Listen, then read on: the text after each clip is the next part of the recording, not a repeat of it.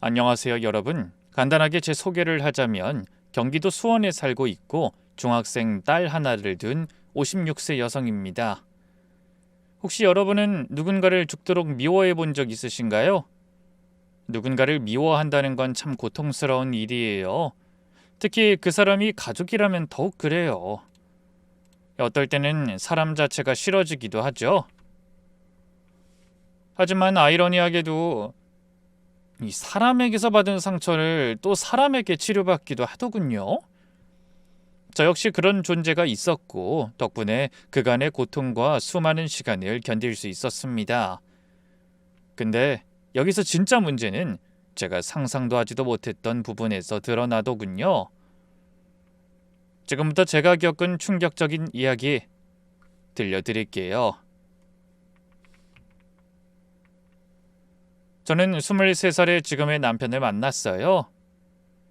우린 5년의 연애를 했죠. 하지만 그 5년이란 시간 동안 만난 횟수는 손에 꼽을 정도였어요. 그 이유는 당시 저희 언니가 몹시 아팠기 때문이었습니다. 어머니는 제가 태어나고 100일이 좀 지났을 무렵 바람나 도망갔고 교통사고로 아버지가 돌아가신 게 저희 언니 나이 고작 18살이었을 때였죠. 그때부터 언니는 제가 성인이 될 때까지 부모님 대신해서 돌봐준 사람이었습니다. 그런 상황에 제게 연애는 사치였기에 초반 남편의 끈질긴 구애를 몇 번이나 거절을 했을 정도였어요. 하지만 하루는 병상에 누워있던 언니가 그러더군요. 그 사람 잡아. 우리 집 상황 나 때문에 발목 잡힌 거 알면서도 너 좋다고 하잖아. 그런 남자가 어디 흔해? 저는 언니의 말에 손사래를 쳤습니다. 됐어. 난 언니 하나만으로 좋게. 난 평생 언니랑 살 거야. 시끄러. 누가 너랑 살아준대? 난 병 다 나으면 무조건 시집 갈 거야. 애도 많이 낳고 시댁에 예쁨 받고 그렇게 살고 싶어. 언니 나 배신할 거야? 그래. 그러니까 괜히 튕기지 말고 그냥 못 이기는 척 만나. 너 그렇게 사람 안 만나는 거 보면 다 나 때문인 것 같아서 내 마음 너무 무거우니까. 내 마지막 소원이야. 응? 언니 뭐 맨날 마지막이래? 하지 마. 재미 하나도 없으니까. 내 소원이라니까? 안 들어줄 거야? 응? 하도 많아서 못 들어주겠네. 행복해라. 누리면서 살아라. 돈도 펑펑 써라. 언니 마지막 소원이 너무 많거든? 천천히 합시다. 네? 언니는 눈을 감는 그 순간까지도 저를 위해 본인의 소원을 빌던 사람이었죠. 그렇게 남편과 저는 연애를 시작했고 그 사람은 긴 기간 동안 저의 곁을 지켜줬습니다. 언니가 결국 세상을 떠나는 날에도 제 옆에 우직하게 함께 있었고요. 그렇게 언니가 죽고 1년이 지났을 무렵에 그 사람 집에 인사를 드리러 갈 약속이 잡혔죠. 헌데 하루 전날 그 사람이 눈치를 보더군요. 뭔데? 어머님이 반대하셔? 부모님도 없고 모은 돈도 없어서? 아니야. 우리 엄마 그렇게 속물 아니거든. 돈도 제법 있으시고. 그럼 무슨 말을 하고 싶은 건데? 그게 실은 가족 중에 암 환자가 있는 걸 좀 안 좋게 보셔. 그게 갑자기 무슨 말이야? 아니, 그 엄마가 건강에 좀 예민하다고 해야 하나? 그래서 혹시 그 부분만 딱 숨길 수 있나 해서. 그리고 그 장모님? 뭐 다른 남자랑 바람나서 도망간 것도 어른들이 좋아할 부분은 아니니까. 무슨 뜻인지 이해하지? 굳이 긁어 부스럼 만들 필요는 없는 거잖아. 무슨 뜻인지는 알겠는데 그럼 어떻게 말하라는 거야? 왜 있잖아 그 교통사고라든가 불의의 사고라든가. 저는 한숨을 푹 쉬었죠. 다른 남자랑 바람나서 도망친 그 여잔 내가 죽이든 살리든 강도를 당해서 죽었다. 불의의 사고로 세상 떠났다고 말할 수 있어. 근데 우리 언니는 아니지. 뭐? 안 될 게 어딨어. 우리 언니 수술도 하고 항암도 하고 병마랑 싸우다가 죽은 거야. 우리 언니 죽음이 겨우 내 결혼 때문에 변색되는 거 난 못 참아. 자기야. 전 그렇게 감추고 싶으면 나랑 결혼 없는 거라 생각해. 저는 숨길 생각이 없었어요. 남편도 제 고집을 꺾지 못했고 결국 모든 걸 다 솔직하게 털어놨죠. 물론 그 결과를 감당해야 하는 것은 당연한 수순이었습니다. 바람나 자식 버리고 도망간 어미에 사고로 죽은 아버지, 암투병하다 끝내 세상을 떠난 언니까지 당연히 어디 하나 마음에 드는 구석이 없었을 테니 인사하는 날짜가 차일피일 미뤄지더군요. 중간에 남편이 설득을 했는지 협박을 했는진 모르겠지만 2달 만에 다시 날짜가 잡혔죠. 그렇게 만난 시어머니의 첫 번째 질문은 이거였습니다. 바짝 말랐네? 체중은 얼마죠? 저요? 52kg이요. 작은 편도 아닌 것 같은데 그 정도면 어디 아픈 거 아닌가? 살이 좀 빠지긴 했는데 건강에 문제 없다고 하더라고요. 그걸 믿어요? 이야긴 들었어요. 젊은 나이에 암이라. 그럼 가족력이 있는 거 아니에요? 아버지가 암이 있으셨던 건 아니고요? 대답해봐요. 나한텐 중요한 문제니까. 교통사고로 돌아가셨고 큰 질병은 없었던 걸로 알아요. 그럼 어머님은? 그건 저도 잘 모르겠어요. 집을 나가고 소식이 끊어졌고 그러다 보니 소식을 몰라서요. 이것 봐, 이것 보라고. 에휴, 이래서 집안을 다 봐야 되는 건데. 저는 당황해서 남편을 쳐다봤지만 남편은 고개를 숙인 채 아무 말도 하지 않았습니다. 시어머니는 그제야 저를 앉히고는 또다시 입을 열었죠. 내가 이러는 거 서운하게 생각하겠죠? 근데 나 무식해서 이리 돌리고 저리 돌리고 예쁘게 말 못해. 솔직히 난 아픈 사람 딱 7색인 사람이에요. 저는 작게 고개를 흔들며 대답했습니다. 아닙니다. 충분히 이해해요. 이해하면 다행이네. 내가 결혼 반대해도 너무 나쁘다 하지 말았으면 좋겠네요. 그때 옆에 있던 남편의 여동생이 끼어들었어요. 엄마, 사람 면전에 대고 왜 그렇게 말을 해? 넌 가만히 있어. 네가 뭘 알아? 엄마, 그래도 예의란 게 있잖아. 시누이는 그렇게 절 감싸줬어요. 하지만 시어머니는 단호했습니다. 저를 보면서 이러시더군요. 미안하지만 이 결혼은 안 될 것 같아요. 우리 집안에 그런 불운을 들일 순 없어요. 암이라는 게 뭔지 알아요? 집안을 풍비박산내는 병이에요. 돈도 돈이지만 사람 마음까지 다 갉아먹는 거라고요. 그쪽도 잘 알잖아요. 솔직히 언니 병간 후 그게 사람이 할 짓이었겠어요? 저는 그 자리에서 일어났습니다. 더 이상 앉아있을 수가 없었거든요. 가슴이 답답해서 숨도 제대로 쉬어지지 않았습니다. 그리고 그 순간 언니가 유언으로 남긴 말이 떠올랐죠. 꼭 행복해라. 내 마지막 소원이다 라는 말이었어요. 수술 들어가기 전에도 항암을 하는 와중에도 늘 써먹던 그 빌어먹을 마지막 소원. 매번 죽음을 각오하는 말처럼 들려서 떠올리기도 싫었는데 그 순간에는 한 대 맞은 것처럼 떠올랐고 결혼을 업기로 결심했죠. 죄송합니다. 제가 먼저 일어나겠습니다. 헌데 그날 밤부터 남편은 매일 찾아와서 빌고 또 빌었습니다. 미안해. 정말 미안해. 엄마는 내가 설득해. 조금만 이해해주고 기다려줘. 응? 그러지 마. 어머니 말씀도 이해는 가니까. 아니야. 이해할 일 아니야. 내가 엄마 설득할게. 시간을 줘 제발. 나 당신 아니면 안 돼. 진짜야. 내가 당신 기다린 시간을 생각해 주라. 응? 그러니까 제발. 남편의 목소리가 떨리고 있었어요. 그 간절함에 저는 기다리기로 했습니다.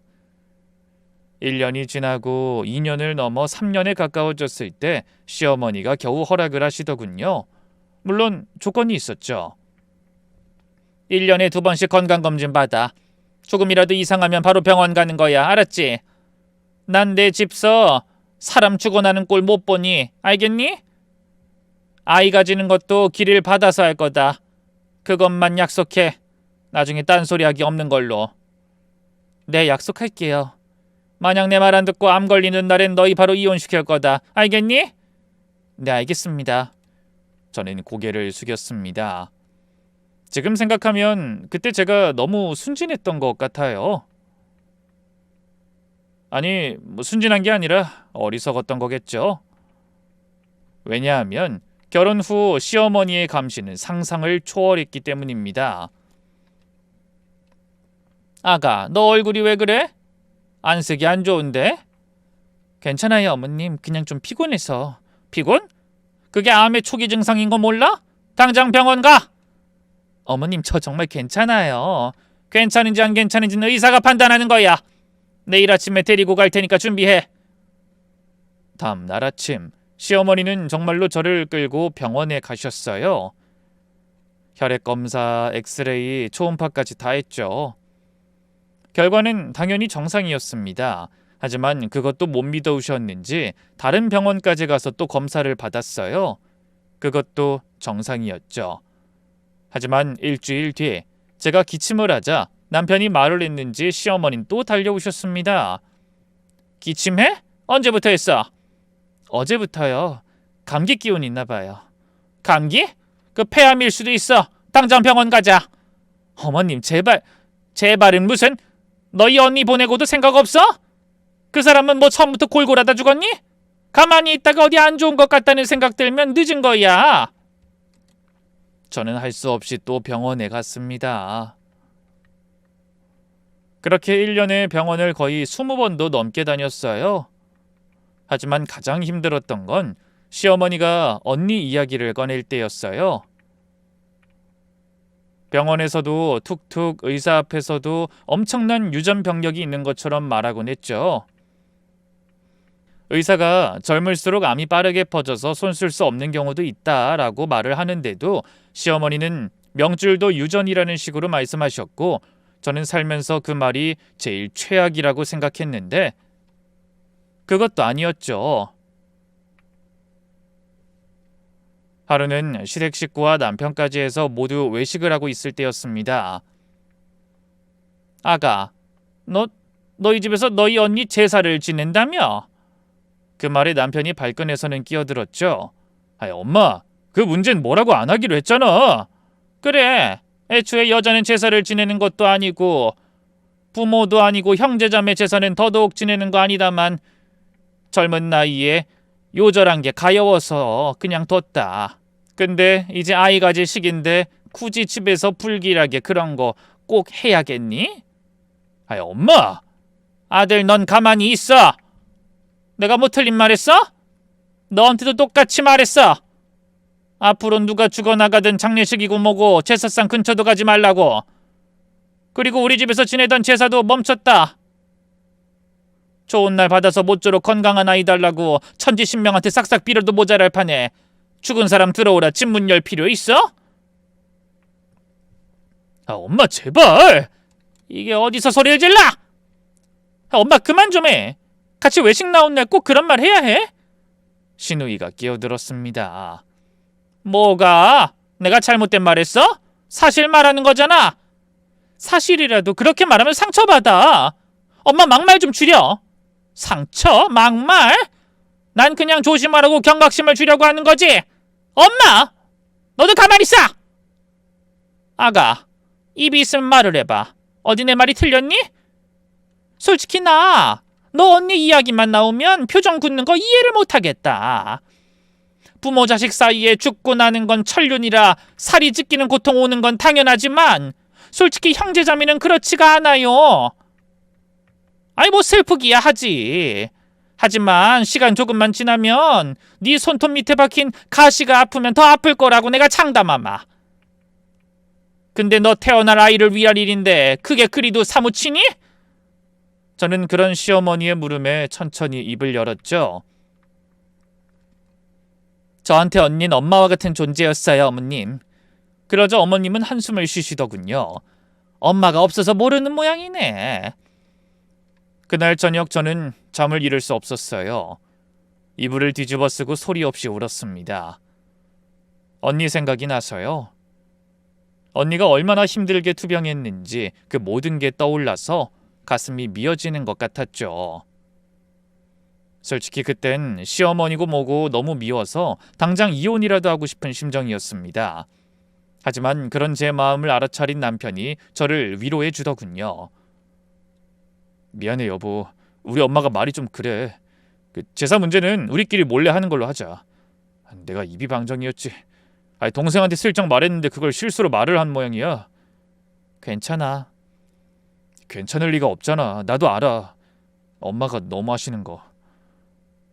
자식인 우리도 감당이 되질 않는데 당신은 오죽해. 막말이 아주 습관이라니까. 당신한테만 그러는 거 아니야. 알지? 그래도 걱정해서 그러시는 거잖아. 걱정은 무슨. 이번엔 나도 그냥 안 넘겨. 제사도 지낼 거고 건강한 아이도 낳을 거니까 그냥 가만히만 있어. 아주 제대로 말을 해놓을게. 저는 남편 품에서 한참을 울었어요. 그래도 남편이 있어서 다행이라고 생각했죠. 그리고 또 한 명 제게 아주 큰 힘이 되어주는 존재가 있었습니다. 바로 신우이였어요.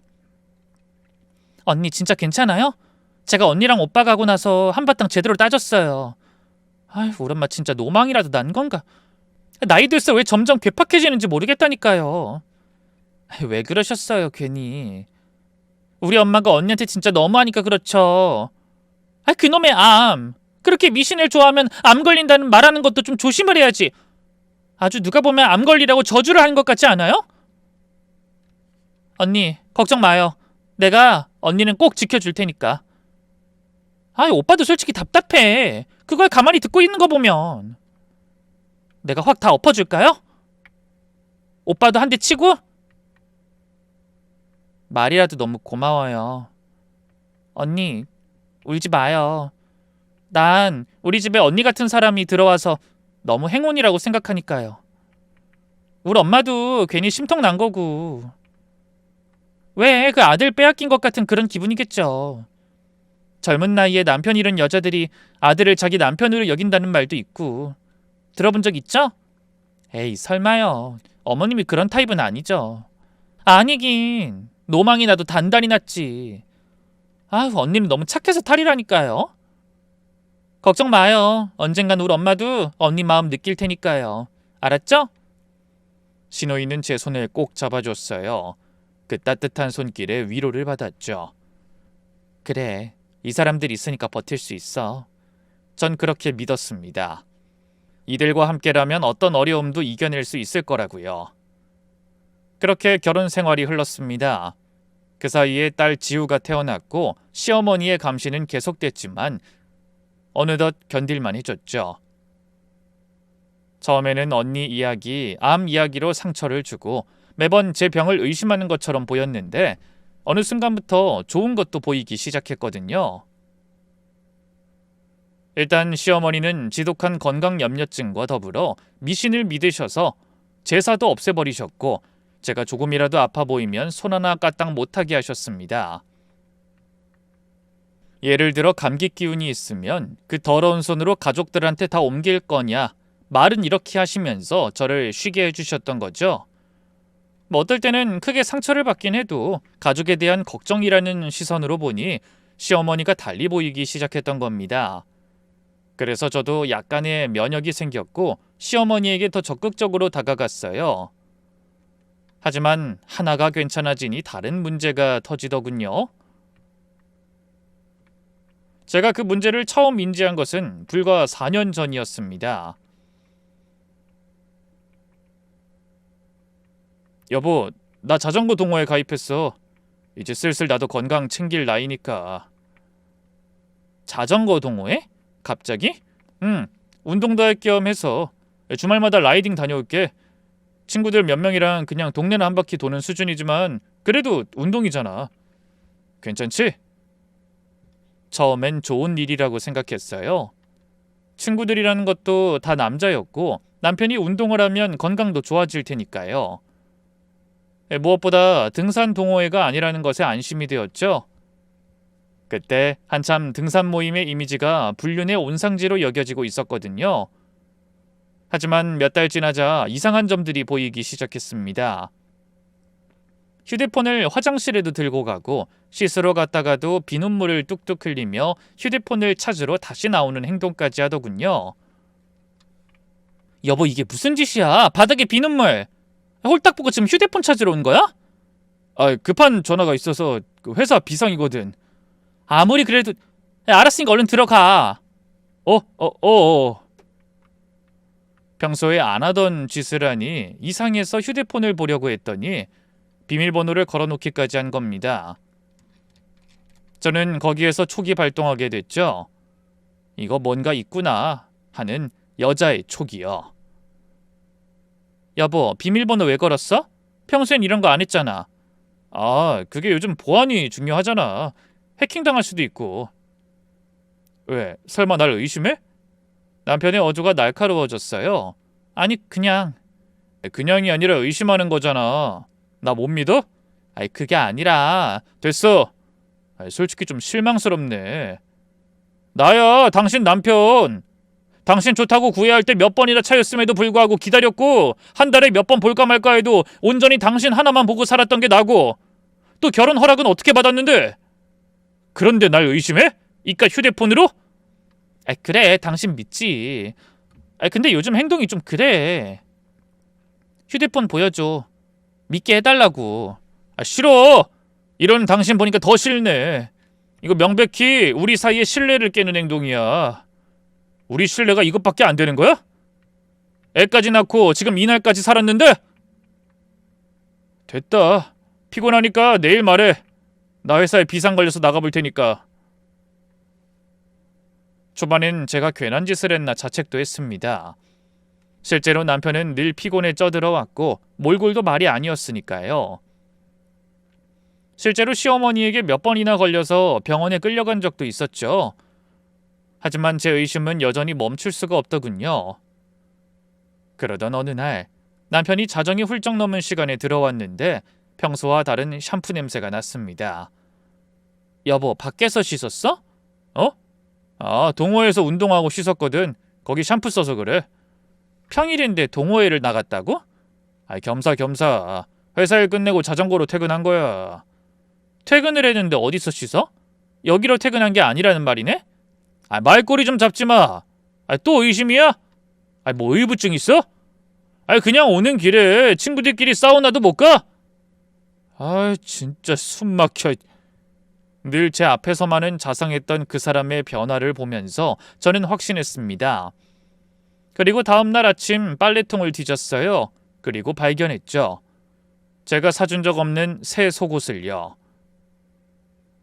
남편은 평소에 속옷 같은 걸 직접 사는 사람이 아니었거든요. 그날 밤 저는 잠을 이룰 수 없었습니다. 천장만 멍하니 바라보면서 생각했죠. 남편이 바람을 피우고 있는 걸까? 아니면 운동하고 찝찝해서 편의점에서 속옷을 산 건가? 솔직히 확신이 서지 않았습니다. 그래서 주말 남편이 라이딩 간다고 나갔을 때 저도 차를 몰고 뒤를 쫓았습니다. 그런데 자전거는 골목길로도 다니고 빠르게 움직여서 따라가기가 너무 어려웠어요. 주말 이틀을 그렇게 날리게 되고 저는 이렇게는 안 되겠다는 생각으로 심부름센터에 연락을 했습니다. 영화를 보면 뭔가 조사하고 알아보고 하기에 넉넉하게 2주 정도는 기다릴 줄 알았어요. 근데 우습게도 의뢰를 부탁한 그날 바로 연락이 왔죠. 아, 사모님 확인했습니다. 이렇게 빨리요? 어떻게 됐어요? 일단 바람이 확실합니다. 증거 사진도 충분히 입수했고요. 뭐 더 따라다닐 건 없는데 그 상대방 여자 신상을 좀 조사해야 하니 그건 따로 말씀드리겠습니다. 제 손에서 핸드폰이 떨어질 뻔했어요. 온몸에서 힘이 빠지면서 그 자리에 주저앉았죠. 일단 사진 보내드릴까요? 네. 잠시 후 사진이 왔어요. 남편이 모르는 여자와 손을 잡고 끌어안은 채 웃고 있는 사진. 저는 핸드폰을 움켜쥐었어요. 손에 힘이 들어가서 손가락 마디가 검붉게 보일 정도였죠. 가슴이 찢어져서 피가 철철 흐르는 것 같았죠. 얼마 안 가서 그 여자의 신상도 파악이 되었습니다. 자전거 동호회에서 만난 그 여자는 저보다 7살이나 어렸고 아이까지 둘 있더군요. 심지어 남편도 멀쩡히 있는 유부녀였습니다. 모든 걸 다 알게 된 저는 마침 자전거 동호회에 나가겠다는 남편의 발 아래로 사진을 뿌렸습니다. 남편은 사진을 보더니 얼굴이 새하얗게 질리더군요. 이건 여보, 내가 다 설명할게. 무슨 설명? 이 여자가 남자야? 사우나 같이 간다는 당신 친구? 그래? 여보 진정해. 이건 오해야. 오해? 내가 정말 모를 거라고 생각하니? 이 사진 말고 다른 건 없다고 생각해? 이 여자 이름부터 딸이 몇 살인지 남편은 뭐 하는 사람인지도 다 알고 있어. 그래도 오해라고 할래? 남편은 더 이상 변명하지 못하고 그 자리에 주저앉았습니다. 미안해. 정말 미안해. 미안하다고? 그게 지금 할 말이야? 내가 정신이 나갔었어. 다시는 안 그럴게. 제발 한 번만 용서해줘. 당신이 미쳤어? 어떻게 나한테 이럴 수가 있어? 제 목소리가 점점 커졌어요. 참았던 감정이 터져 나오는 것 같았죠. 정말 잘못했어. 당신 나 잘 알잖아. 그냥 잠깐의 일탈이었어. 너무 요즘 나이 들고 우울해지고 내가 남자가 아닌 것 같고 그런 마음이었어. 운동 시작한 것도 그런 거고. 근데 이 여자가 작정하고 유혹한 거야. 진짜야. 믿어줘. 지금 그걸 변명이라고 해? 진짜야. 남자도 갱년기 있다고 하잖아. 뭐 그런 거였다고. 진짜로 마음 주거나 한 것도 아니었어. 어차피 이 여자 자기 가정 깰 생각도 없고 나 역시 마찬가지였어. 그냥 잠깐의 쾌락이었다고. 미친놈. 우리 딸이 생각했다면 당신 그러면 안 되는 거잖아. 저는 남편을 쳐다봤어요. 눈물이 흘러서 앞이 잘 보이지 않았지만 남편도 울고 있었죠. 이윽고 제게 무릎까지 꿇고 빌더군요. 제가 이혼 소리를 하자 차라리 죽겠다면서 악을 쓰기까지 했습니다. 하지만 저는 그 사람이 용서가 되지 않았습니다. 그래서 생각할 시간을 가지기로 했고 남편은 그날 이후 휴가까지 내고 제 곁에서 한시도 떨어지지 않으려고 하더군요. 여보, 나 아주 깔끔하게 정리했어. 그만큼 당신이 더 소중하니까. 그런 사람이랑 비교도 안 될 만큼. 나 진짜 당신이랑 절대로 못 헤어져. 내가 죽을 죄를 지었어. 시끄러. 우리 사이의 신뢰 어쩌면 나한테 화낸 거 나 아직도 기억해. 날 의부증 환자처럼 몰아가던 당신 눈빛도. 그런데 정리했으니 다시 돌아오겠다? 당신은 참 쉽네. 여보, 내가 잘못했어. 진짜로. 그때 진짜 이혼 직전까지 갔습니다. 근데 그걸 말린 게 바로 신우이였죠. 언니, 오빠한테 들었어요. 아주 배가 불러서 미친 짓 했다면서요? 언니 괜찮아요? 네, 아가씨 너무 걱정 마세요. 전 괜찮으니까요. 내가 안 괜찮아요. 실은 저 얼마 전에 그 여자 만나서 머리채도 잡았어요. 다시는 오빠 앞에 나타나지 말라고 경고했고요. 피눈물을 뚝뚝 흘릴 정도로 복수해줬다니까요. 그 여자를 만났어요? 당연하죠. 언니 내 가족이잖아요. 내가 왜 언니를 새언니라고 안 부르는데요. 새언니보다 언니가 더 가깝게 느껴지니까 그런 거거든요. 무엇보다 완전히 끝냈다는 오빠 말 못 믿어서 찾아갔어요. 직접 보고 헤어진 게 맞는지 확인하고 싶었고요. 다행히 헤어진 거 맞더라고요. 애초에 만난 것도 몇 번 안 된다고 들었어요. 깊은 사이처럼 보였어요. 사진만 보면. 언니 저 알죠? 이 집의 유일한 언니 편. 그런 제가 판단하면요. 오빠랑 나랑 지나가다가 사진 찍혀도 친해 보여요. 아주 절절한 연인이다 생각하고 사진 보면 가족도 불륜처럼 보인다니까요. 물론 오빠가 죽을 죄인이지. 아주 찢어 죽여야 되는 죄인 맞아요. 근데 사랑 그런 건 아니라고 생각해요. 오빠가 언니한테 진심인 거 우리 가족 중에 모르는 사람 있어요? 마음이랑 몸은 달라요. 정신적인 사랑은 아니잖아요. 그래도 날 배신했고 때론 남자들 불에 데워봐야 뜨거운 거 알아요. 뜨겁다고 백날 말해도 모르는 멍청이들 있다고요. 이번에 오빠 크게 놀랐으니 두 번은 그럴 일 없을걸요? 바보 같지만 그 말에 마음이 흔들렸어요. 결국 저는 남편을 용서했습니다.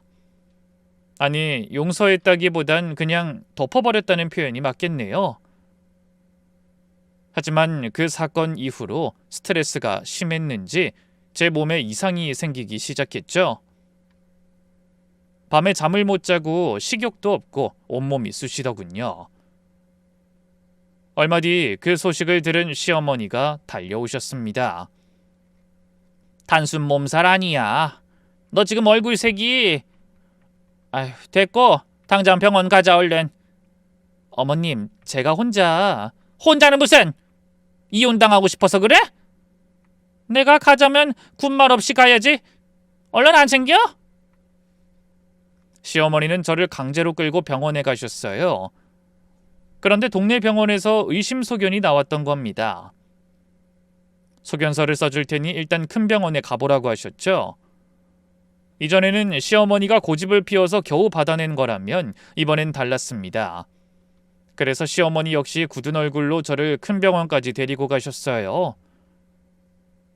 검사를 다 받고 결과가 나오는 날 의사의 표정은 이전과 달랐습니다.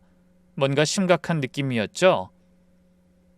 저는 마른 침을 삼키며 물었습니다. 그거 암인가요? 저 암이에요? 네, 일단 조직검사 결과 암으로 확인됐습니다. 그 말을 듣는 순간 제 머릿속이 하얘졌어요. 의사 선생님이 뭐라고 더 설명을 하셨는데 귀가 멍해지면서 의사 선생님의 목소리가 멀리서 들리는 것 같았죠. 이윽고 시어머니가 저를 흔들어서 현실로 돌아왔고 의사 선생님은 차분하게 이렇게 말씀하셨습니다. 다행히 발견이 빨라서 수술하고 항암치료 잘 받으시면 완치 가능합니다. 의심하고 주기적으로 병원을 방문한 덕에 발견도 빨랐으니 너무 걱정하지 마세요. 시어머니는 깊은 한숨을 내쉬셨습니다. 솔직히 저는 그 자리에서 와다다 쏘아붙이실 줄 알았어요. 유전병을 달고 우리 집에 들어왔으니 가족들 고생길이 훤하다느니 그런 말들 말이죠. 하지만 시어머니는 굳은 표정으로 묵묵하게 수술 예약을 잡는 것이나 항암에 대해서 묻기만 하시더군요. 그리고 돌아오는 차에서도 별 말씀하지 않으셨죠. 뒤늦게 소식을 알게 된 남편은 절 잡고 엉엉 울더군요. 시누이는 바로 저희 집으로 와서 남편의 등짝을 후려팼죠. 오빠가 스트레스 줘서 그런 거잖아. 오빠 때문이야, 이 망할 놈아. 알아. 나도 나 때문인 거 알아. 차라리 내가 아팠으면 좋았을 거야. 그래. 그럼 오빠가 걸리지 그랬어. 왜 우리 언니만 아프게 해? 오빠 진짜 싫어. 언니 잘못되면 나 오빠 다신 안 볼 거야. 알았어? 너무나 닮은 두 사람이 꺼이꺼이 우는 걸 보니 가슴 한쪽이 뭉클한 느낌이 들었습니다. 적어도 그때만큼은 제게 든든한 지원군이 생긴 기분이었죠. 이따금 바람 피운 게 불쑥 떠오를 때면 남편이 끔찍하게 싫었는데 그땐 진짜로 용서를 한 듯 모든 게 씻겨 내려갔어요. 촉이든 뭐든 암이라는 무서운 병 앞에서 그런 것은 아무것도 아니라고 여겨졌던 겁니다. 다만 딱 한 가지, 시어머니가 수술 날짜를 잡은 뒤로 저에게 어떤 연락도 하지 않았다는 게 마음에 걸렸죠. 다행히 수술은 성공적이었습니다. 종양을 깨끗하게 제거했고 이제 항암 치료만 잘 받으면 됐죠. 근데 항암을 시작한 뒤부터 남편의 태도가 조금씩 이상해지기 시작했어요. 여보, 솔직히 말해서 너 진짜 유전 아니야? 여보, 그게 무슨 말이야? 너희 집안에 암 유전자가 있는 거 맞잖아. 이러다 우리 딸도 수술 때 눕는 거 아닌가 모르겠다. 유전자의 힘이 그런 거야. 아마 몰라서 그렇지 당신 어머니도 자식 버리고 떵떵거리면서 살다가 암에 걸려서 죽었을걸? 당신은 딸한테 물려줄 게 없어서 암을 주냐? 그 말에 가슴이 철렁 내려앉았어요. 며칠 뒤 더 충격적인 말을 들었습니다. 여보, 이참에 우리 이혼하면 안 될까? 뭐? 이참에? 지금 이혼 소리를 무슨 물건 하나 고르듯 하는 거야? 당신 용서한단 말은 했어도 이전 같진 않고 나한테 손길도 허락 안 하고 있잖아. 지금 암 걸려서 수술한 마누라한테 그게 할 소리야? 꼭 그것 때문만은 아니야. 잊고 살다가도 불쑥 떠올라서 가슴 후벼 팔 거고 난 또 가만히 있다 벼락 맞겠지. 상상해봤는데 감당 못하겠고 잊지 마는 게 좋을 것 같아서. 대신 사윤 원하는 걸로 해. 내가 바람을 피웠다는 걸로 걸고 넘어져도 상관없으니까. 용서해달라고 빌 땐 언제고 이제 와서 뭐? 여보, 솔직히 말할게. 나 좀 지친다. 뭐? 당신이 뭘 했다고? 간병인 두고 가끔 한번 병원 왔으면서 뭐가 지쳐? 엄마랑 당신 사이에 끼어있는 거 숨 막힌다고. 그리고 암이라는 게 솔직히 한 번이 끝이야? 아니잖아. 너희 언니도 2번, 3번 전이돼서 그렇게 된 거고, 당신 인생 고꾸라진 것도 언니 탓 맞잖아. 근데 난 당신처럼 못해. 난 평범하게 그리 살고 싶어. 그 여자랑 같이. 실은 다시 만나기로 했거든. 그 여자도 이혼 절차 밟고 있고. 제 입술이 바짝 말랐어요. 목이 타들어가는 것 같았죠. 당신이 어떻게 나한테 그런 말을 할 수가 있어? 당신 원래 이런 사람이었어? 나 원래 이런 사람이었어. 몰랐어? 다른 사람은 몰라도 당신은 잘 알잖아. 내가 한 명한테 꽂히면 뭐든지 할 사람이라는 거. 당신 뒤쫓아다니며 허비한 시간, 연애라고 제대로 해보지도 못하고 곁에 있어준 게 거의 5년. 결혼 좀 하겠다고 장작 3년을 날린 게 나야. 내가 그런 남자라고. 한 여자를 위해 오로지 전진만 하는 남자. 미쳐도 단단히 미쳤구나. 내가 이혼해줄 것 같니? 해야지. 안 그럼 암이 막 전이될 정도로 스트레스 상당할 테니까. 물론 나도 양심이 있으니 당신한테 미안한 마음 있어. 우리 딸도 키워줘야 하니 그것도 감안해서 지금 사는 아파트 줄게. 남은 대출은 싹 다 갚아서 아주 깔끔하게. 어때? 저는 그 자리에 주저앉았습니다. 무릎에서 힘이 빠져서 더 이상 서 있을 수가 없었거든요. 저는 죽어도 못한다며 나가라고 했고 남편은 이죽거리면서 병원을 나갔습니다.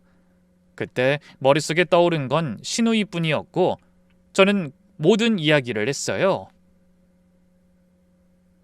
남편이 이혼하자고 한 것과 그 여자를 아직도 만난다는 것 모두 말이죠. 신우이는 저보다 더 분노해 주더군요. 아주 더러운 짐승 새끼. 다른 사람도 아니고 언니한테, 그것도 가장 약한 순간에 그런 짓을 해? 이 미친놈. 씹어먹어도 시원찮을 인간. 나도 언니 아닌 오빠 진즉에 안 봤어요. 여자에 미쳐서는. 언니, 이참에 이혼해버려요. 저도 더는 못 참겠네요. 이혼을 하라고요? 저번엔 하지 말라고. 그때랑 상황이 다르잖아요. 이미 눈이 돌아버렸고 애초에 언니가 아플 때 이런 말하는 게 인간이 할 짓이에요? 전 언니 편이에요. 알죠? 이성적으로 생각해봐요. 이성적으로요? 오빠 이제 나이 적지 않아요. 본인은 이팔 청춘인 줄 알고 자전거 타고 다니면서 으쌰으쌰하는 모양인데 늑다리지. 은퇴할 시기 다가오고 있다고요. 근데 여자한테 미쳐서 아파트를 내준다는데 받고 그냥 쪽내는 게 복수 아니에요? 그런 남자 데리고 살아 뭐해요? 여수로도 못 바꿔. 언니 잘 생각해봐요. 언니 수술 잘 됐고 항암 몇 번 하면 끝인데 왜 망설여요? 우리 딸도 있고 요즘 이혼이 흠도 아니고 아이 핑계로 이혼 안 한 부부 자식들이 어떻게 자라는 줄 알아요? 결혼을 안 하려고 하고 애도 낳을 생각 없다고 해요. 요즘 나이 많은 사람들이 젊은 애들한테 혀 끌끌 차면서 왜 그렇게 사냐, 애를 왜 안 낳냐 이러는 거 보면 기가 차요. 다 본인들이 만들어 놓은 작품인 줄도 모르고. 자식들한테 해준 거 없이 바라기만 하는 부모들 때문에 끔찍해서 결혼을 안 하고 자기같이 힘들게 살까봐 자식도 안 낳는 건데 내 말이 틀려요? 그야 그렇지만 애를 위해서라도 그렇게 해야 해요. 오빠 같은 인간을 아빠로 두게도 하지 말아야지. 딱 인연 끊어버려요. 저도 그럴 테니까요. 이 시간부로 저도 상종 절대 안 해요. 절대. 신우이 덕분에 머리가 맑아지더군요. 배신감에 치를 떨던 몸도 진정이 되었고 마음도 굳게 먹었습니다. 항암만 잘 받고 이혼 도장 찍어주겠다고 결론을 내렸죠. 이윽고 항암 치료가 시작되었고 항암 3차까지 갔을 때는 열이 너무 올라 병원에 한동안 입원을 해야 했습니다. 너무 피곤해서 잠이 들었는데 병실 안에 있는 화장실에서 들리는 목소리에 잠이 깼어요. 남편 목소리였습니다. 순간 소름 끼치게 웃는 소리가 들리기에 저는 눈을 뜨지 않았어요. 그냥 누워서 들었죠. 본인 딴엔 작게 소리를 냈지만 얇은 병실 화장실 문은 방음이 거의 되지 않았죠.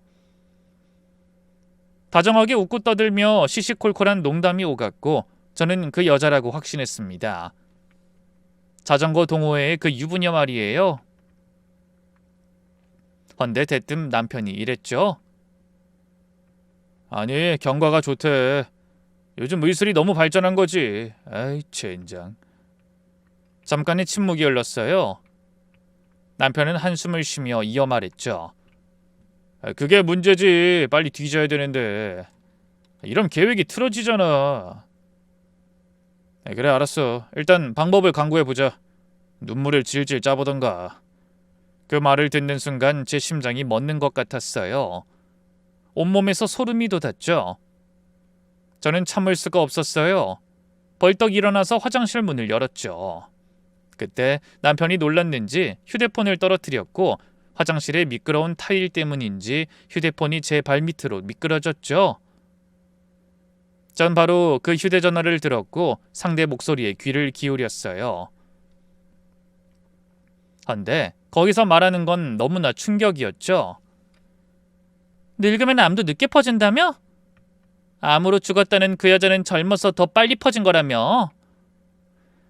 우리 엄마는 늙었으니 더 늦게 가는 거 아니야? 맞지? 어? 오빠 듣고 있어?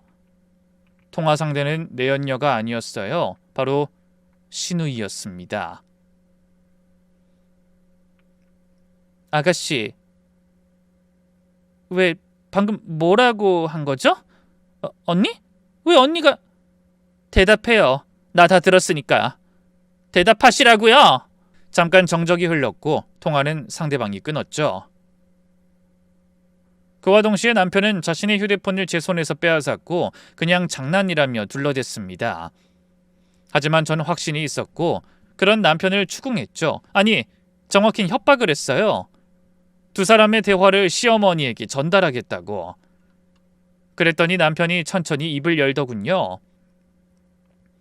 엄마가 암에 걸렸어. 췌장암 4기. 시한부야. 실은 당신 암 확진되고 얼마 안 가서 엄마도 검진 받았거든. 그때 췌장암이 발견됐어. 길어야 6개월이래. 왜 나한텐 말 안 했어? 말하면 신경 쓸까봐. 당신 환자잖아. 엄마도 원하지 않고. 좋아, 그래. 근데 왜 엄마가 빨리 뒤지면 좋다는 거야? 나 다 들었어. 화장실에서 당신이 짓거린 거 하나도 빠지지 않고. 그러니까 말해. 어설픈 변명은 안 통해. 알았니? 남편은 잠시 침묵하더니 냉정하게 말했습니다. 솔직히 말할게. 엄마가 돌아가시면 우리가 유산을 받을 수 있어. 아버지가 돌아가시면서 엄마한테 자식들한테 돈 주지 말라고 유언 남기셔서 진짜 우리 혜택 거의 못 받았어. 나 대출금 좀 보태준 거랑 내 동생 오피스텔 공짜로 살게 해준 게 전부라는 거 당신도 알잖아. 며느리인 당신한테만 그러는 게 아니라 우리한텐 막말을 얼마나 하셨어. 또 내 동생도 돈이 급하고. 어쨌든 일이 있어서 그냥 급한 마음에 막말을 한 거야. 그게 사람이 할 말이야? 무슨 사유든 그게 뭐든 당신 엄마잖아.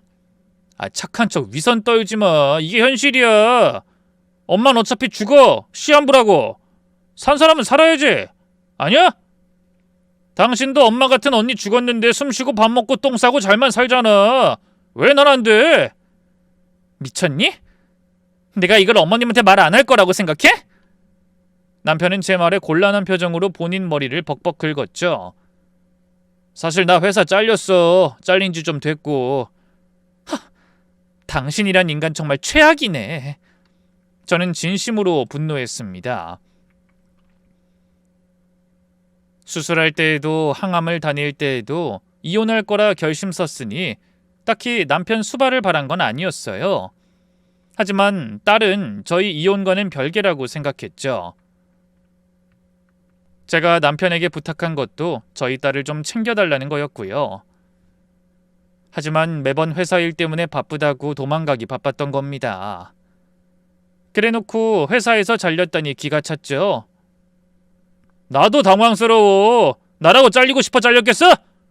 동호회에서 만났던 여자가 남편한테 걸렸다고. 그래서 그 남편이 우리 회사까지 찾아와 깽판을 쳤단 말이야.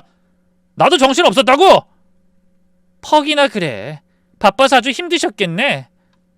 비꼬지 마. 어쨌든 그 일로 회사에서는 해고당했던 거야. 여보. 나라고 이러고 싶어 이래? 그리고 어떻게 보면 당신 탓도 없는 게 아니라고. 기가 차서. 남자가 밖으로 도는 건 원래 여자 탓이라잖아. 그래도 이제까지 살아온 정이 있으니 내가 쿨하게 집도 주고 이혼한다는 거고. 사실 따지고 보면 나처럼 양심 있는 남자가 없어. 이제 보니 당신 회사에서 잘리니 나한테 이혼 못하겠다고 싹싹 빌었던 거지? 그 무렵 맞지? 그러다가 나 수술하고 어머님까지 저렇게 되니 계산기 두드려보고 이혼하는 걸 택한 거잖아. 아니야? 그래서 그렇게 태도가 바뀐 거고. 아니야. 내가 그 정도 쓰레기는 아니다. 그래? 그럼 회사에 전화해볼까? 기간이 언젠지. 아니라고 펄쩍 뛰던 남편은 제 말 한마디에 잠잠해졌고 고개를 떨궜죠. 그 인간은 정말 쓰레기였던 겁니다. 본인 스스로가 말한 것처럼 말이죠. 헌데 바로 그때 신우이가 병실로 들어오더군요. 숨을 헐떡거리며 뒤로 넘어갈 때 와서는 남편에게 다 들킨 거냐고 물었고 남편은 고개를 끄덕였습니다. 그러자 늘 친절한 가면을 쓰고 있던 신우이의 본색이 드러났죠. 오빠가 뭐라고 했든 그건 싹 다 잊어요, 언니. 입만 다물고 있어주면 오빠가 약속했던 거에 더해서 2억 더 줄게. 아니, 나 지금 사는 오피스텔 엄마 명의로 된 그거 명의 줄게요. 그 말에 남편은 발작을 했습니다. 미쳤어? 그게 얼만데? 2억이 넘어! 2억 8천이야, 8천! 그런 오빠는 지금 협상이 된다고 생각해? 언니가 엄마한테 말하면 우리 엄마 성격상 다 기부해버리고 눈 감을 수도 있어. 이 상황 우리한테 몹시 불리하다고. 제발 돈 욕심 좀 그만 부려. 엄마 집, 시골의 땅, 아버지 보험금, 엄마 예적금 정도면 우리 둘이 나누고도 남아. 신우이는 남편에게 날카롭게 소리친 뒤 절 보며 이어 말했죠. 언니도 우리 엄마 싫잖아요. 매번 암 병원이나 끌고 다니는 그 노인네한테 무슨 정 뭐 이런 거 없잖아요. 무엇보다 현실적으로 돈 말고 남는 게 있어요? 또 애 키우는 거 돈이 얼마나 들어요? 혼자 힘으로 50 넘어서 무슨 수로 중학생애를 고등학교 보내고 대학까지 보내고 시집까지 보낼 건데. 더구나 언니 또 암 걸리면 그땐 딸님이 누가 책임져? 우리 오빠랑 나예요. 우리 척지고 살면 안 될 사람들이라고요. 아름답게 이별하고 깔끔하게 가르자고요. 깔끔하고 아름답게? 네. 오빠도 재산 분할 깔끔히 포기하고 퇴직금 받은 걸로 대출 쫙 갚았대요. 도장 찍고 입만 다물면 언니한테 그 아파트가 생기고. 더구나 제가 살고 있는 그 오피스텔 그것만 월세 받아도 여유는 생기겠죠. 현실이 그렇잖아요. 다 죽어가는 늙은이가 뭐가 중하다고. 결정해요. 솔직히 요양원도 안 가겠다. 집에서 버티는 우리 엄마보단 내가 언니한테 잘하지 않았어요? 아파트, 거기다가 오피스텔까지 솔직히 엄청난 유혹이긴 했습니다. 마음 떠난 남편에 대한 미련도 남지 않았고 믿었던 신우이의 본색까지 봤으니 그 지긋지긋한 곳과 깔끔히 인연을 끊어버리고 싶은 것도 있었고요. 하지만 저는 신우이의 눈을 보며 말했죠. 언니 좋아하시네. 앞으로 그렇게 부르지도 마. 사람 같지도 않은 것들아. 저는 그 더러운 인간들을 뒤로하고 도망치듯 병원을 빠져나왔죠. 멋지게 유혹을 뿌리쳤다고 생각했지만 돌아서면서 후회를 한 것도 있었어요. 돈 때문이 아니었습니다. 제 암이 재발하면 어쩌지 하는 그 걱정이었거든요. 또 한편으론 시어머니 생각이 났습니다. 말은 거칠었지만 항상 제 걱정을 해주시고 병원에 데려가 주시고 약을 챙겨주셨던 분. 무엇보다 덕분에 암을 초기에 발견할 수 있었으니까요. 저는 그것 때문이라도 어머니를 배신할 수 없었던 겁니다. 그렇게 바로 시어머니의 집으로 택시를 타고 찾아갔죠. 어머님 저예요. 안에 계신 거 맞죠? 얼른 문 열어요. 얼른. 너 왜 왔어? 병원에 있어야지. 할 말이 있어서 왔어요. 문이 열렸습니다. 집에 들어가자 시어머니가 물으셨어요. 무슨 일인데? 어머님 암 걸리셨다며요? 시어머니 얼굴이 굳었습니다. 누가 그런 소리를 했어? 그 사람이랑 아가씨한테 들었어요. 6개월 시한부라고. 그래, 맞아. 어머님, 일단 다른 병원 가봐요. 암 걸렸을 때 한 병원에서 진단받고 판단하는 거 위험해요. 먼저 간 병원 어디예요? 저랑 다시 한번 갔다가 그 다음에 좀 더 좋은 병원 가요. 저 언니 때문에 여기 근처 병원은 물론이고 다른 곳에 누가 뭘 잘하는지 다 알아요. 네? 어차피 죽을 거 뭐하러? 됐다. 어머님, 넌 내가 원망스럽지도 않니? 차라리 이렇게 된 거 박수라도 치면서 좋아해야지. 너희 죽은 언니 암 걸린 걸로 널 얼마나 구박했게. 우리 애들은 건강하다, 내가 그렇게 키웠다 매번 자랑하면서 너 속을 뒤집은 것만 생각해도 씹어먹어도 시원찮을 건데. 근데 그런 내가 암에 걸려 죽을 날 받았다면 잘됐다 그리 생각하고 말아야지. 넌 속도 없는 거니? 네, 저 속 없어요. 일단 가요. 저는 울컥하는 걸 겨우 누르고 시어머니 손을 잡아 끌었습니다. 솔직히 시어머니를 보자마자 남편과 시누이의 계략을 이야기하려고 했지만 막상 얼굴을 보니 그러지 못하겠더라고요. 가시는 길이라도 최선을 다하고 남은 가족들의 좋은 모습만 보여드리는 게 맞다 싶었죠. 이건 놔! 안 받는다니까 글쎄! 아니요, 제가 무조건 모시고 가요. 어머님 이렇게 못 보내드려요. 우리 언니한테도 제대로 못한 게 마음에 아직도 사무치는데 어머님도 제 가족이잖아요. 가족이 죽는 꼴 두 손 놓고 어찌 보라고 그러세요? 어머님 안 가시면 저도 한 감 더는 안 할래요. 아니 얘가 정말... 가요. 제발 말 좀 들으세요. 그때였습니다. 시어머니는 우는 제 얼굴을 거친 두 손으로 쓸어주고는 천천히 입을 여셨죠. 고맙다. 그렇게 말해줘서. 이 말을 너한테 들을 줄은 몰랐는데. 네? 그게 무슨... 사실 나 췌장암 아니야. 거짓말이야. 거짓말이요? 건강해. 너 아플 때 이러는 거 아니라는 건 나도 잘 안다. 근데 내가 알아버렸거든. 시어머니는 자신의 딸과 아들이 나누는 대화를 들었다고 합니다. 제가 암에 걸린 걸 알고 난 뒤 수술 날짜를 잡을 무렵이라고 했죠. 일단 남편은 암에 걸려서 죽을 확률에 대해서 말했고 사별이면 호상이 아니냐고 말했다고 해요. 그때 바람을 피운 이야기도 나왔다고 했죠. 거기에 시누이는 웃으면서 맞장구를 쳤고 제 앞으로 나온 보험금이 얼마인지 조회해보자는 말을 했답니다. 둘은 제가 죽으면 반반씩 나누자는 말도 했다더군요. 시어머니의 표정은 고통스러워 보였어요. 억척스럽게 두 애들 키우면서 살다 보니 내가 살갑게 대해주지 못한 건 사실이다. 하지만 난 내 자식들이 그런 끔찍한 말을 하는 인간이라곤 한 번도 상상해 본 적이 없어. 나한테 그렇게 살갑고 착하기만 한 아들, 너랑 결혼하겠다고 했을 때도 내 의견이 더 먼저라고 해준 내 아들이 그럴 리 없다고 믿었어. 내가 못된 말을 해도 늘 너를 감싸주던 천사 같은 딸의 속이 악마 같다고 생각할 수도 없었지. 그래서 확인이 필요했다. 그래서 암에 걸렸다고 거짓말을 했다고요? 솔직히 처음엔 그냥 홧김에 본 말이었어. 너에 대해서 장난이라도 그런 식으로 말한 걸 돌려서 혼을 좀 내고 싶었고. 아니 다른 사람도 아니고 부모가 아프다면 이놈들도 정신 좀 차리겠지 싶어 서류고 뭐고 아무것도 없이 시한부라고 딱 그렇게만 말했던 거야. 그런데요? 그 누구도 나한테 병원에 가자고 안 하더구나. 재산 목록 가지고 와서 들이밀었고 변호사랑 상속 문제 상담하러 다니기만 했지. 오히려 내가 건강해진 것 같다는 말을 하며 불안한 표정도 지어 보였고. 정말로 아무것도 준비하지 않은 어설픈 거짓말인데 그 누구도 묻질 않아. 그 누구도 슬퍼하질 않고. 그래서 문 걸어 잠그고 있었어. 미안하다.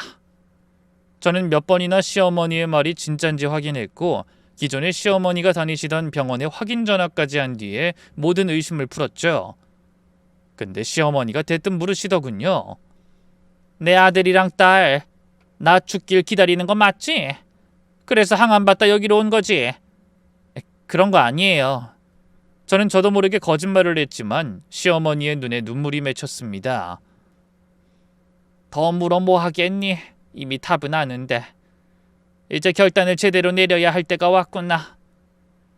저는 병원 오가며 항암 치료를 받고 남편과 시누이가 변호사를 만나고 다닐 때 시어머니의 마음엔 이미 결심이 섰던 것 같아요. 두 사람을 내치기로 말이죠. 애들은 그 사람 죽을 때 곁에 없었어. 아들은 군대에 있었고 딸은 해외에서 여행 중이었지. 그래서 내 남편의 유언이 나 죽을 때까지 자식들에게 한 푼 넘기지 마라인 줄만 알아. 근데 사실 남편은 나한테 죽기 전에 돈 다 쓰고 죽으라고 유언 남겼거든. 죽을 날 받고 자식 새끼들이 싹수 없는 걸 그 사람은 알아차렸을지도 모르겠네. 그래도 난 내 자식들이니 뭐라도 남기려고 아등바등 살았는데 이제 안 그러려고 그런다. 어머님, 아무리 그래도 자식들을 내치면 외롭다고? 어차피 인간은 혼자다. 다 정리하고 돈 펑펑 쓰다가 고급 요양원 들어가서 생 마감하면 그뿐이야. 그래도 애미 너만은 걱정 말거라. 일단 이혼해. 내가 책임지 마. 어머님, 계집질도 모자라 인간성 바닥에 처박은 내 아들이랑 더 살지 마라. 너가 아까우니까. 나한테 말했다는 말도 내가 거짓말했다는 것도 입 꼭 다물고 최대한 유리하게 그냥 이혼해. 필요하다면 유능한 변호사도 붙여줄 테니. 그리고 나한테 위자료도 청구해. 구박했다, 폭행했다, 뭐든 인정할 테니까 돈 좀 뜯어가렴. 합법적으로다가. 언어폭력도 폭력이니. 시어머니는 그 말과 동시에 저를 내쫓으셨고 저를 만나지 않은 것으로 하신다고 하셨죠. 더 소름 끼치는 것은 제가 현관 앞에 쫓겨나와 있을 때 남편과 시누이가 도착을 했다는 겁니다. 두 사람은 제가 거짓말을 할 필요도 없이 시어머니와 제가 만나지 못했다고 생각했고 저를 쫓아내다시피 했어요. 그러고도 불안했는지 대출 갚고 남은 퇴직금까지 더해서 준다며 제발 이혼해달라고 사정을 했습니다. 저는 못 이기는 척 도장을 찍겠다고 했고 시어머니 사망 시 오피스텔을 준다는 각서까지 받아냈죠. 그리고 그 다음은 시어머니의 차례였습니다. 시어머니가 가장 먼저 한 것은 아가씨를 자신의 명의의 오피스텔에서 쫓아내는 거였어요. 시누이가 회사에 나가자마자 사람을 풀어서 짐을 싹 다 빼버렸던 겁니다. 뒤늦게 시누이가 그걸 알고 남편도 뭔가 잘못되었다는 걸 알아차렸지만 이미 모든 건 다 정리가 되어버린 상태였죠. 저와 이혼하면서 시어머니 집으로 들어간 남편의 짐도 마찬가지였고요. 이내 두 사람은 제게 책임을 묻기 시작하더군요. 당신이 엄마한테 말했어? 우리가 작당해서 엄마 죽을 날 기다린다고 거짓말한 거야? 말해! 우리가 엄마 생각하는 마음이 어떤지 잘 알면서 이간질을 해? 당신이란 여자 정말 최악이야. 맞아요, 언니. 우리한테 이러면 안 되는 거죠. 오빠한테 화가 난 건 알겠어요. 하지만 억지 논리로 우리 가족을 파탄내는 건 아니죠. 그거 범죄거든요, 무고? 짜여진 각본을 말하는 것처럼 어색한 두 사람의 연기가 어이가 없었죠. 혹시 두 사람 녹음해? 그래서 내 앞에서 헛소리하는 거야? 근데 어쩌지? 애초에 어머님 다 알고 계셨는데. 어머님 암 아니라는 건 알아? 두 사람이 변호사 만나서 상속 문제로 싸울 때 어머님은 이미 두 사람의 민낯을 다 보셨어. 그러니 나한테 따지지 마. 그때 그 두 사람의 표정이란 영혼이 가출했다는 표현이 찰떡처럼 맞더군요. 넋이 나가서 엄마가 암이 아니라고? 진짜 아니라고? 하며 도돌이표처럼 묻고 또 묻다가 실성한 사람처럼 맨발로 달려나갔습니다. 당연히 시어머니 집으로 갔고 이건 시어머니에게 들은 이야기인데 꼭 전쟁 영화의 한 장면처럼 오열을 했다고 하더군요. 엄마, 내가 미쳤어. 회사 잘리고 정신 나가서. 진짜야, 진심 아니야. 엄마, 나 엄마 딸이야. 이건 아니잖아. 부모라는 건 자식 다 이해해줘야지. 한 번만 봐줘. 이대로 쫓겨나면 나 이젠 어디서 살아? 어? 물론 시어머니는 그 두 사람을 용서하지 않았습니다. 울며 비는 두 사람을 향해 이렇게 말했다고 했죠. 너희가 그렇게 죽길 바라는 엄만 이 시간부로 죽었다고 생각해라. 다른 부모처럼 품고 오냐오냐는 못해줬던 볼품없는 애미라도 이제는 부모가 죽어 없다는 게 어떤 건지 이젠 알겠지. 혹시나 기댄 마라. 나 죽기 전에 내 재산 싹 다 쓰고 죽을 테니. 내가 못할 것 같니? 돈 다 쓰기 전에 죽으면 기부해버리고 죽을 거니 나 죽일 생각도 말고. 그 장면을 보지 못해서 아쉽긴 하지만 시어머니의 거친 막말 전적을 떠올리면 아마 많이 순화되었을 거라는 짐작이 갑니다. 시간이 흐른 현재 시어머니는 자신의 말을 아주 철저하게 지키고 계세요. 돈을 그야말로 물쓰듯 쓰시고 있거든요. 그걸 제가 어떻게 하냐고요? 실은 항암 치료 무사히 다 끝낸 뒤 어쩌다 보니 시어머니와 합가해서 살고 있기 때문입니다. 정말 무슨 의논이 있었던 게 아니라 하루 이틀 있다가 그냥 그렇게 된 거죠. 시어머니는 여전히 입이 거칠고 막말도 잘하십니다. 또 건강에 예민하시죠. 너 살이 좀 찐 것 같다? 그거 나이 살이야. 그게 커지면 당뇨도 오고 합병증 오고 말년에 아주 골치 아파지니까 어디 가서 운동이라도 배워. 어머님 그냥 좀 부은 거예요. 어제 라면 자시고 싶다고 해서 같이 먹었잖아요. 2번만 부었다간 익사한 사체가 형님 하자고 들겠네. 죽은 사람 소환해서 잔소리야 들어먹어? 돈 줄 테니 얼른 등록해. 돈을 또 쓰시게요 어머님? 내 맘이고. 일전에 끊어준 피부관리 그거 제대로 받고 있는 거 맞아? 피부가 아주 안 팔리는 오뎅처럼 불었네. 다음 달에 여행 갈 거니 그리 알아. 막무가내의 고집불통. 하지만 이젠 그런 말들이 전혀 상처가 안 됩니다. 오히려 정겹죠? 특히나 그 사건을 겪으면서 완벽하게 학습한 게 있거든요. 겉으로 보여지는 게 전부가 아니라는 걸 말이죠. 또 모든 걸 다 내어줄 것처럼 말만 번지르르 하는 인간보다 막말을 하고 표현이 거칠어도 상대를 진심으로 생각하는 사람이 훨씬 더 좋다는 것도요. 앞으로도 저희 시어머니가 건강하고 오래오래 막말하시면서 그렇게 사셨으면 좋겠습니다. 되도록 더는 상처 안 받고 행복하게 말이죠. 저희 딸, 어머님, 그리고 저까지 모두 응원해 주실 거죠? 여기까지 긴 이야기 끝까지 들어주셔서 감사합니다. 모두 행복하세요.